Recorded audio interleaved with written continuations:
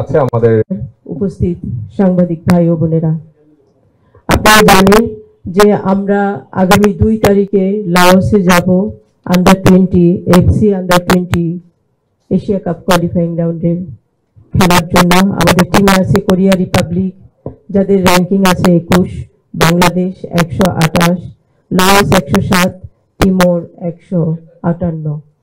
তো আমাদের প্রতিপক্ষকে আমরা কখনোই দুর্বলভাবে দেখি না, বিশেষ করে সাউথ কোরিয়া অনেক স্ট্রং, লাওসও স্ট্রং, তিমোর আছে একটু নর্মাল। তো আমরা ওখানে যাব আমাদের সেরাটা দিয়ে খেলার জন্য।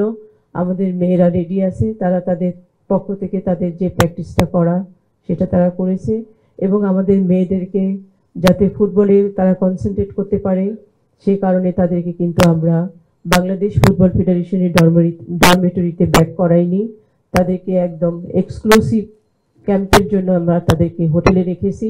2 তারিখে যাওয়ার আগ পর্যন্ত তারা কিন্তু ইন্টারকন্টিনেন্টালে আছে, সেখানে তারা থাকছে এবং সেখান থেকে তারা প্র্যাকটিস করছে, যাতে করে তারা ফুটবলে 120% কনসেন্ট্রেট করতে পারে।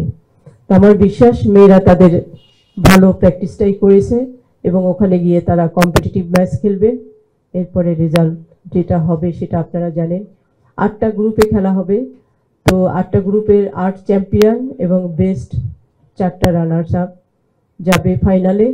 তবে এখানে একটা কন্ডিশন আছে, সেটা হচ্ছে যদি থাইল্যান্ড কোয়ালিফাই করে তাহলে 4টা রানার্স আপ যাবে, আর যদি থাইল্যান্ড কোয়ালিফাই না করে সেক্ষেত্রে 3টা রানার্স আপ যাবে, কারণ থাইল্যান্ড হচ্ছে হোস্ট, তখন থাইল্যান্ড হোস্ট হিসাবে খেলবে।